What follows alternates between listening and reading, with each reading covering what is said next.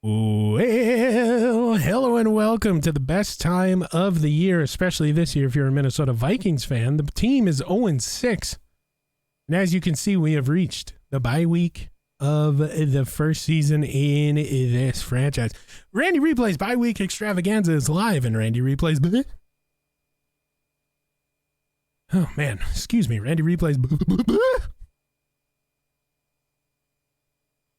Randy Replay back at it again. Minnesota Vikings. Nobody thought you would ever see this. 0-6 going into the bye week.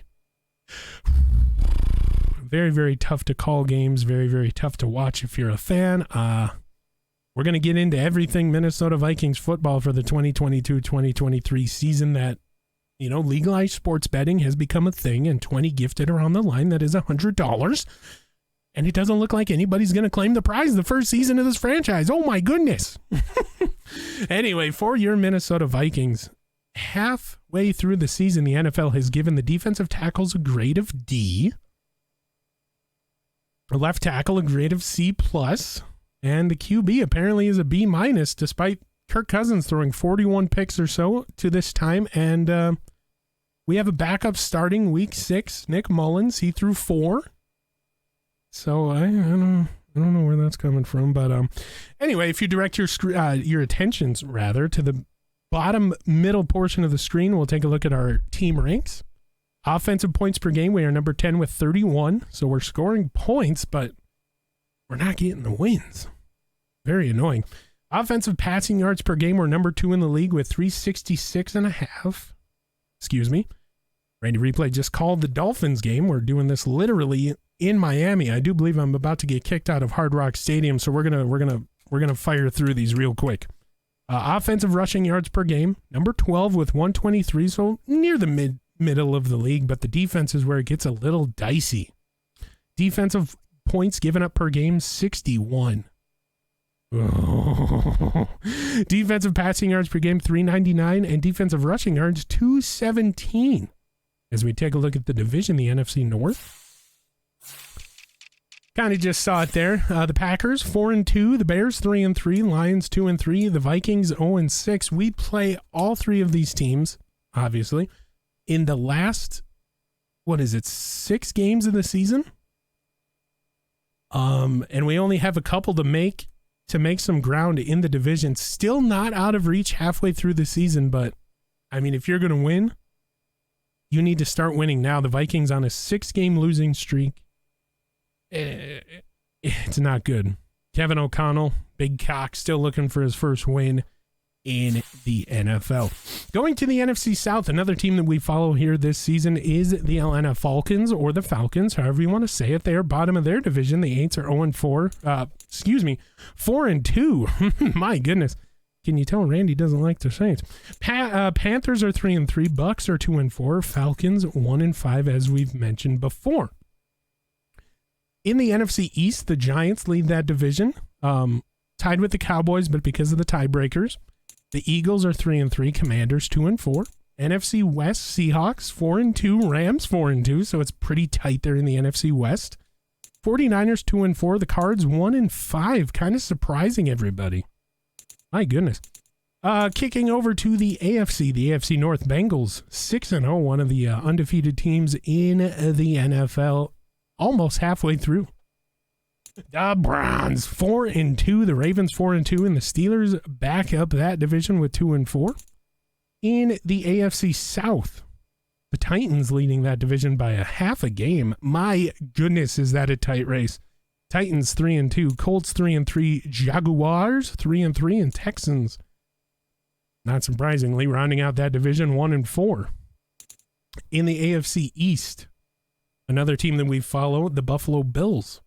We'll get to them in just a moment, but the Dolphins 4-2 now after they beat the Minnesota Vikings this week. Patriots 3-3, Jets 2-4, and of course the Bills 0-6. So out of the 3 teams that we follow this season, the other 2 more loosely than the Minnesota Vikings, the Atlanta Falcons, or the Falcons, however you want to say it, have 1 win and is now leading the race for that 20 gifted at the end of the season if they win the Super Bowl. Isn't that insane?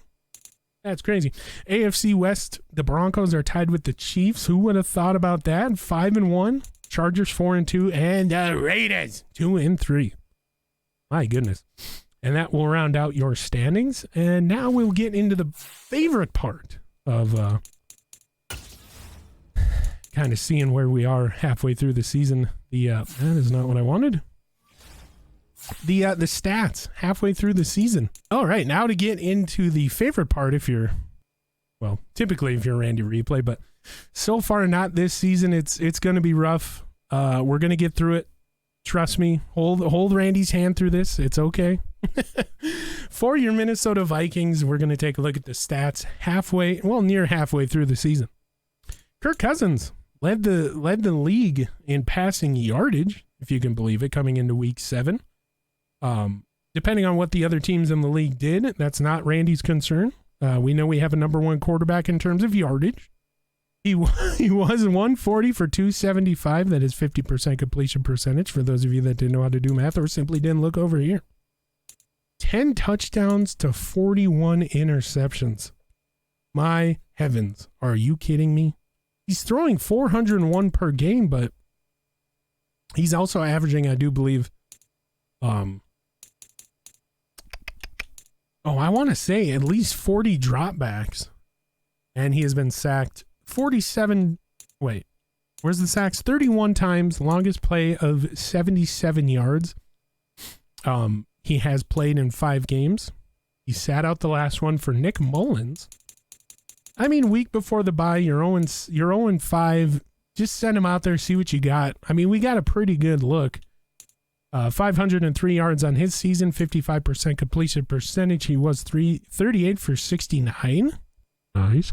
2 touchdowns to 4 interceptions. Of course, he had that big one to Irv Smith. That was really, really good there, toe tapper. And he has been sacked 9 times in the 2 games that he has played for the Vikings this season.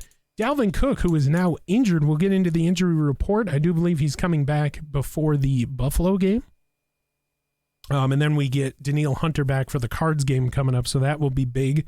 DJ Wanham not really doing much in lieu of the injury, but that's not what we're here for. Dalvin Cook, 116 carries, 414, and 6 touchdowns. He does have a fumble and 11 broken tackles, averaging 82 yards per game, and it was felt. Despite Madison going for 92 in the Dolphins game, he's really been doing pretty good, as he rushed for 53 carries rather. Excuse me, 225 and 2 touchdowns. Also has a fumble. Justin Jefferson on end arounds, 12 for 45, does have a touchdown. Adam Thielen, 6 for 27. Kirk Cousins, 2 rushes for 8 yards. CJ Ham, not really used that much this season. Only 2 carries, 8 yards. Tyler Johnson, 2 for 8. And Jalen Reagor, 1 for 6. In the receiving game, it is very, very much different than what we've seen in years past. We don't really sort it by receptions anymore. Now we go by yardage. So Justin Jefferson at one point was the first league-leading receiver in the NFL. He did get an injury that kept him out. Just a little ankle sprain in practice, nothing crazy. He'll be available next week.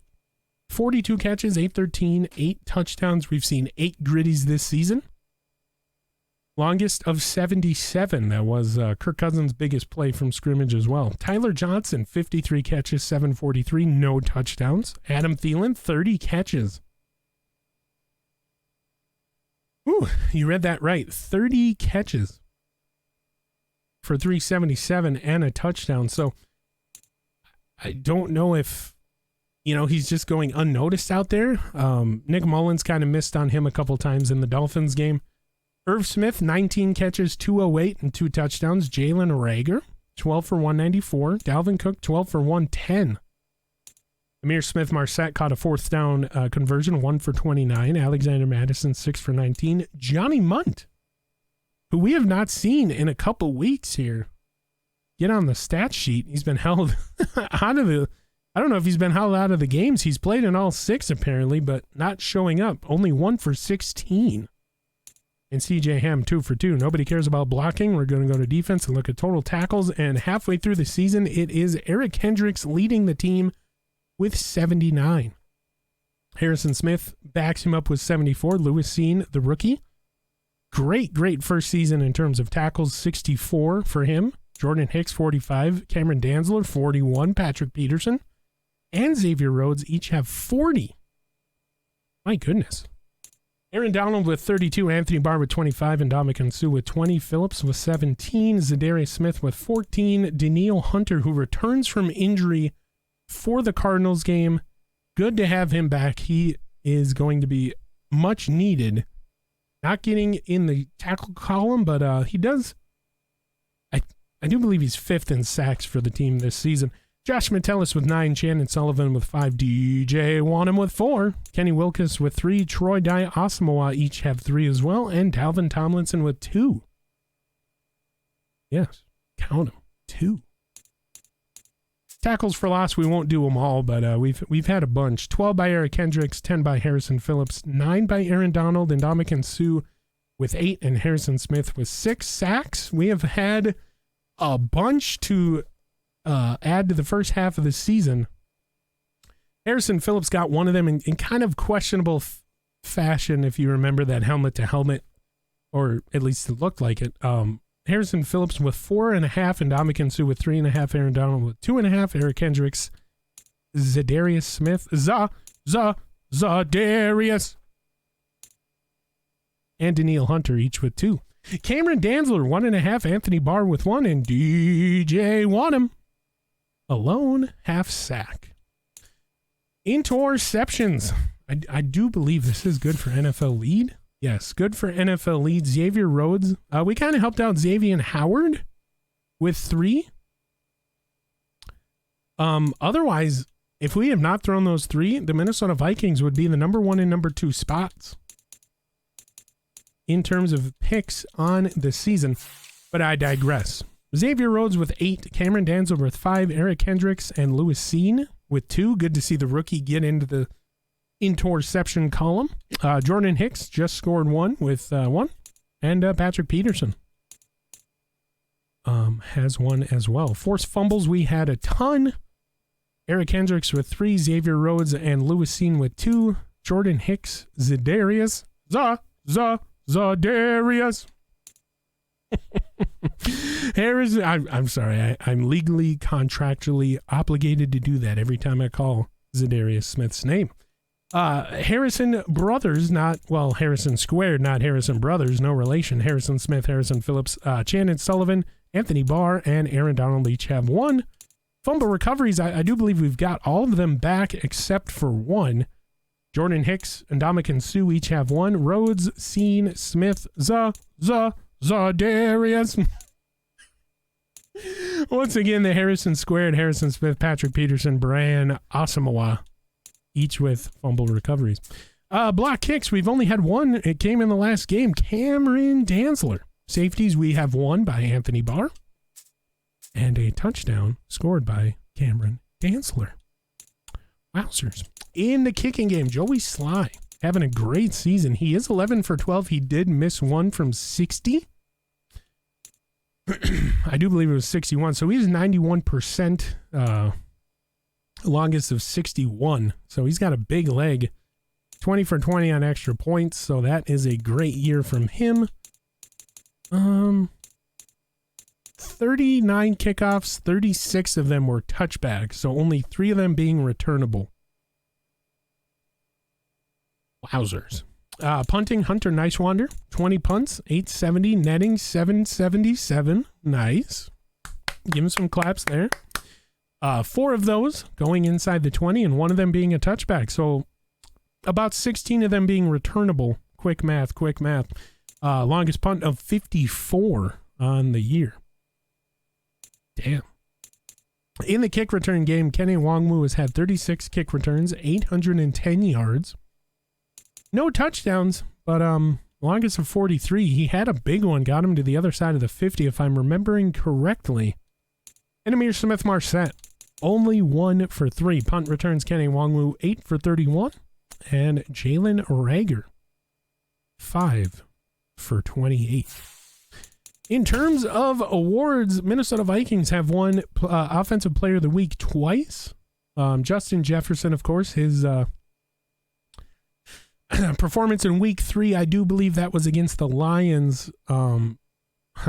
Ironically enough, the Defensive Player of the Week was Mr. Harris down there. 2 interceptions, 1 touchdown for a pick 6, picked off Kirk Cousins, but we won't talk about that because we're only here to talk about JJ, 15 catches, 318.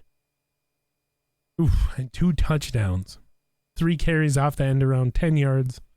Wowzers. And in Week 4, against the Aints in London, obviously Mr. Davis, Defensive Player of the Week, 2 interceptions, 1 touchdown. We won't talk about that again. Kirk Cousins. We're here to only talk about JJ, 8 catches, 119, 4 touchdowns. So 7 touchdowns in 2 weeks for JJ. I mean, Kirk Cousins is staring him down on every play.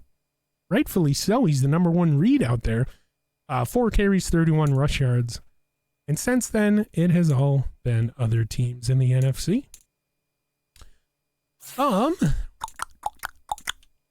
I do want to take a look. We'll see if I can find it here. Yearly awards. I don't think halfway through the season it shows up yet. I do believe the NFL has changed the way they do this. Halfway through the season, though, the Minnesota Vikings, in terms of yardage, are the number 1 ranked offense with 2940. 3,812 yards gained. The Ravens, number 1 rush yards, but in terms of total offensive yards, the Minnesota Vikings are number 1. And then their defense, of course, ranked dead last in the NFL, giving up a total. Oh, my apologies. The Bills are number 32. They're dead last in terms of passing and rushing yards, but the Bills, the last place. So we're 31 in terms of yards given up with 3,697.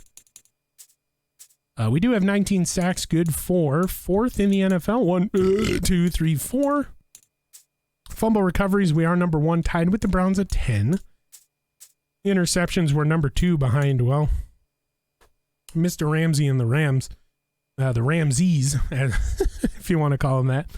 Down just 1, and we helped out the Dolphins getting into the 3rd spot, throwing them 3 gifts wrapped in gift wrap. We're not going to really dive too deep into conversions. I do want to point out our 4th down conversions. See if I can find us here amongst the scrum in the NFL. Minnesota Vikings 4 for 10 on 4th down conversions. 3rd downs, we are 46 for 103. That is 44% clip. 2-point attempts, we are 50%. We're just going to kind of go through those. Red zone efficiency, we are not the best team in the NFL in the red zone. See if we can find us here. We're kind of around the middle of the league. 35 trips, 19 touchdowns, 3 field goals, giving us a 54% red zone points percentage. So for the defense, 61 trips, 32 touchdowns, and 11. So we're slightly giving up more than we score, or slightly stopping more than we score. So 62 defensive trips, 32 touchdowns, 11 field goals allowed. So kind of need to work on everything. We are not the most penalized team in the league. That is the Bengals, or the Bungles, however you want to look at it. 45 penalties for 373 yards. The Falcons, the Vikings, and the Bills. Ironically enough, the 3 teams we follow here this season, loosely the Falcons and Bills, mainly Vikings, the least penalized teams in the league. Let's give everybody a round of applause. Of course, we had the Falcons owner during the game, chatting in the Vikings fan line. We always appreciate that. The Falcons committed 7 penalties for 74 yards. The Minnesota Vikings 8 for 73, and the Bills 12 for 95. So wowzers. Ironically enough, if you take a look at the standings in the total NFL, these 3 teams are 32, 29, and 31. So the Falcons doing the best, as we've mentioned, with that 1-5 record. Turnovers. The Vikings minus 23 in the take give. We have given the ball away 52 times in terms of fumbles and interceptions, and we've taken it 45. Wowzers. Oh boy. So, not the worst in the league, but yeah, it's not looking good for these three teams in terms of turnovers. Hopefully the draft helps out the teams that have picks. I know the Minnesota Vikings don't have a first round pick the next 2 years. We do have a second this season. I don't know what the Bills have as well. They've kind of traded a lot, bolstered the offensive line, and I do believe the Falcons don't have any first round picks this year either. So these three teams all left without first rounders, I do believe. We can obviously look into that. We've done the player stats, we've done the team stats, we've done the awards. What else is there to do here for Randy in the bye-week extravaganza? Randy Replay just having the worst broadcast of his life here. Into the Dolphin game, just making so many mistakes. I mean, for those that have not been keeping up with the series here, in I want to say week number 5, Randy Replay uttered a curse word. Week number 4, actually, because I was on probation for the London game. No, the Bears game. Okay, so it happened in the London game. Randy Replay uttered a curse word. Couple parents complained. I was put on probation for the Bears game. And then for the Dolphins game, I'm watching what I'm saying, because after the bye week, I'm off my probation, and hopefully I won't make that same mistake in the Cardinal game. But we'll see. You never know. So we touched on the stats. We touched on the standings. Coming out of the bye week here, halfway through the season, what do you do? What do you do? You've seen the numbers. Minnesota either leading the league or just barely squeaking out 31st in interceptions. I do notice that we have some trade offers for Kirk Cousins. So we'll be taking a look at those of course, in the bye week. Kevin O'Connell has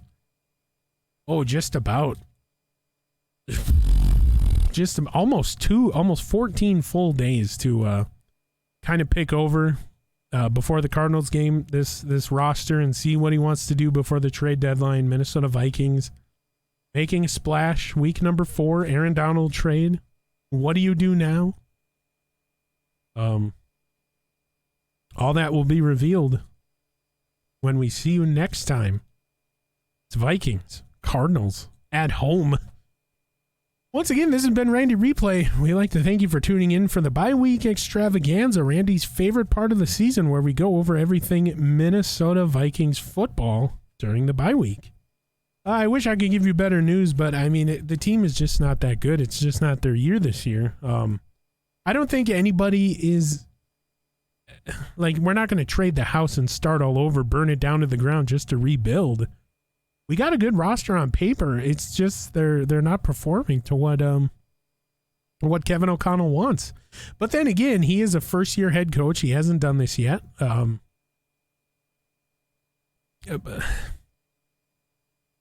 Either way, you got to put a good product out on the field, and that product has to perform.